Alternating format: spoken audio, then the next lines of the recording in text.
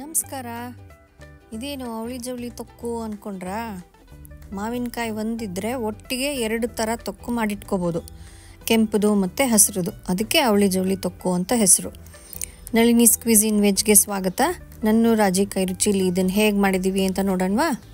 ಬನ್ನಿ. ಹಾಗಿದ್ರೆ ಕೆಂಪು ಮಾವಿನಕಾಯಿ ತೊಕ್ಕು, ಹಸಿರು ಮಾವಿನಕಾಯಿ ತೊಕ್ಕು, ಅವಳಿ ಜವಳಿ ತೊಕ್ಕು ಹೇಗೆ ಮಾಡಿದ್ದೀವಿ ಅಂತ ನೋಡೋಣವಾ? ಅದಕ್ಕೆ ಪ್ರಕಾರ ಮಾವಿನಕಾಯಿ ಬೇಕು. ತೋತಾಪುರಿನಾದರೂ ತೊಗೊಳ್ಳಿ ಅಥವಾ ತುಂಬ ಹುಳಿ ಇರೋ ಮಾವಿನಕಾಯಿ, ಗಟ್ಟಿ ಮಾವಿನಕಾಯಿ ಆದರೂ ತೊಗೊಳ್ಳಿ. ಇಲ್ಲಿ ಸ್ವಲ್ಪ ಸ್ವಲ್ಪ ಕ್ವಾಂಟಿಟಿಲಿ ಮಾಡಿ ತೋರಿಸಿದ್ದೀನಿ. ಇದನ್ನು ಜಾಸ್ತಿ ಮಾಡಿಕೊಂಡು ಪ್ರಿಸರ್ವ್ ಮಾಡಿ ಇಟ್ಕೋಬೋದು. 15 ದಿನ, ತಿಂಗಳು, 2 ತಿಂಗಳು ಬೇಕಾದ್ರೆ ಇಟ್ಕೋಬೋದು. ಮಾವಿನಕಾಯಿನ ಹೋಳಾಗಿ ಮಾಡಿಕೊಂಡು, ಇದು ಕೆಂಪು ತೊಕ್ಕಿಗೆ ತೋರಿಸ್ತಾ ಇದ್ದೀನಿ, ಮಿಕ್ಸಿಗೆ ಹಾಕಿಟ್ಕೊಂಡು ಪುಡಿ ಮಾತ್ರ ಒಟ್ಟಿಗೆ 2ಕ್ಕೂ ಮಾಡ್ಕೊತಾ ಇದ್ದೀನಿ. ಹಾಗಾಗಿ 1 ಸ್ಪೂನ್ ಮೆಂತ್ಯ, ಅರ್ಧ ಸ್ಪೂನ್ ಸಾಸಿವೆ, 2 ಥರ ತೊಕ್ಕಿಗೂ ಇದರಲ್ಲೇ ಅರ್ಧ ಹಾಕ್ತೀವಿ. ಅದಕ್ಕೋಸ್ಕರ ಹುರಿದು ತಣ್ಣಗಾದ್ಮೇಲೆ ಪುಡಿ ಮಾಡಿ ಇಟ್ಕೋಬೇಕು. ಬಾಣಲೆಗೆ ಸ್ವಲ್ಪ ಎಣ್ಣೆ ಜಾಸ್ತಿ ಬೇಕಾಗುತ್ತೆ ಎಲ್ಲ ಥರ ತೊಕ್ಕಿಗೂ. ಇದು ಕೆಂಪು ತೊಕ್ಕು ಮಾಡ್ತಾಯಿದ್ದೀವಿ. ಸಾಸಿವೆ, ಜೀರಿಗೆ, ಅರಿಶಿನ, ಹಿಂಗು ಎಲ್ಲ ಹಾಕಿ ರುಬ್ಬಿಟ್ಕೊಂಡಿರೋದನ್ನೆಲ್ಲ ಮಾವಿನಕಾಯಿನ ಇದರಲ್ಲಿ ಹಾಕಿ ಸ್ವಲ್ಪ ಚೆನ್ನಾಗಿ ಬಾಡಿಸ್ಕೋಬೇಕು. ಆ ಎಣ್ಣೆ ಎಲ್ಲ ಸ್ವಲ್ಪ ಮೇಲೆ ಬರೋಕ್ಕೆ ಶುರುವಾಗುತ್ತೆ. ಮಾವಿನಕಾಯಿ ಚೆನ್ನಾಗಿ ಬೇಯುತ್ತೆ. ಅಲ್ಲಿ ತನಕ ಸ್ವಲ್ಪ ಕೈ ಬಿಡ್ದಂಗೆ ಬಾಡಿಸ್ತಾ ಇರಬೇಕು. ಇದು ಪೂರ್ತಿ ನುಣ್ಣಗೆ ರುಬ್ಬಬೇಕು ಅಂತ ಏನಿಲ್ಲ, ಸ್ವಲ್ಪ ಸ್ವಲ್ಪ ಹೋಳು ಬಿಟ್ಟರೂ ಪರವಾಗಿಲ್ಲ. ಮಧ್ಯ ಸಿಗ್ತಾ ಇದ್ರೆ ಚೆನ್ನಾಗಿರುತ್ತೆ.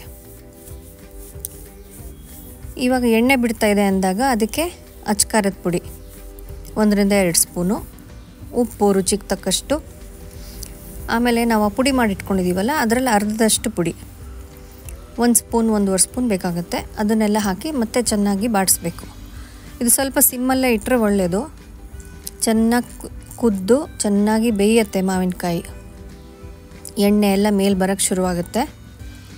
ಎಣ್ಣೆ ಇಷ್ಟೊಂದಿದೆ ಅಂತ ಅಂದ್ಕೋಬೇಡಿ, ಉಪ್ಪಿನಕಾಯಿ ಥರ ಇದು ಪ್ರಿಸರ್ವೇಟಿವ್ ಥರ ವರ್ಕ್ ಆಗುತ್ತೆ ಎಣ್ಣೆ. ನೀವು ಇದನ್ನ ಎಷ್ಟು 1 ಸ್ಪೂನ್ ಹಾಕೋತೀರ ಅಷ್ಟೇ ಊಟಕ್ಕೆ. ಈಗ ಚೆನ್ನಾಗಿ ಕುದ್ದು ಎಲ್ಲ ಆದಮೇಲೆ ಆಫ್ ಮಾಡಿ ತಣ್ಣಗಾದ್ಮೇಲೆ ಗ್ಲಾಸ್ ಜಾರಲ್ಲಿ ಹಾಕಿಟ್ಕೊಂಡ್ರೆ ಅನ್ನಕ್ಕೆ, ಬಿಸಿ ಬಿಸಿ ಅನ್ನಕ್ಕೆ ಹಾಕ್ಕೊಂಡು ತಿನ್ನೋಕ್ಕೆ ತುಂಬ ಚೆನ್ನಾಗಿರುತ್ತೆ. ಉಪ್ಪಿನಕಾಯಿ ಥರ ಮೊಸರನ್ನಕ್ಕೆ, ಚಪಾತಿಗೆ, ದೋಸೆಗೆ ಎಲ್ಲ ತುಂಬ ಚೆನ್ನಾಗಿರುತ್ತೆ. ಈಗ ಹಸಿರು ತೊಕ್ಕು ಮಾಡೋದು ಹೇಗೆ ಅಂದರೆ, ರುಬ್ಬಬೇಕಾದ್ರೇ ಮಾವಿನಕಾಯಿ ಹೋಳು ಜೊತೆ ಹಸಿಮೆಣಸಿನ್ಕಾಯಿ ನಿಮಗೆ ಖಾರಕ್ಕೆ ಎಷ್ಟು ಬೇಕೋ ಅಷ್ಟು ಹಾಕಿ ರುಬ್ಕೊಂಬಿಡ್ಬೇಕು. ಮತ್ತು ಪ್ರಕಾರ ಬಾಣಲಿ ಇಟ್ಟು ಎಣ್ಣೆ ಕಾಯಿಸಿ ಸಾಸಿವೆ, ಜೀರಿಗೆ, ಅರಿಶಿನ, ಹಿಂಗು ಎಲ್ಲ ಹಾಕಿ ರುಬ್ಬಿರೋದನ್ನು ಹಾಕಿ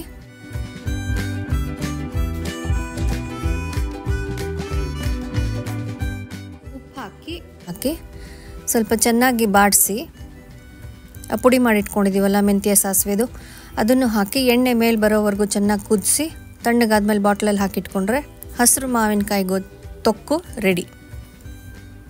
ಮಾಡ್ಕೋತೀರಲ್ವಾ? ಇದನ್ನು ಫ್ರಿಜ್ಜಲ್ಲಿ ಇಟ್ಕೋಬೋದು. ಹಾಗೇನು ಹೊರಗಡೆ 15 ದಿನದಿಂದ ತಿಂಗಳವರೆಗೂ ಇಟ್ಕೋಬೋದು.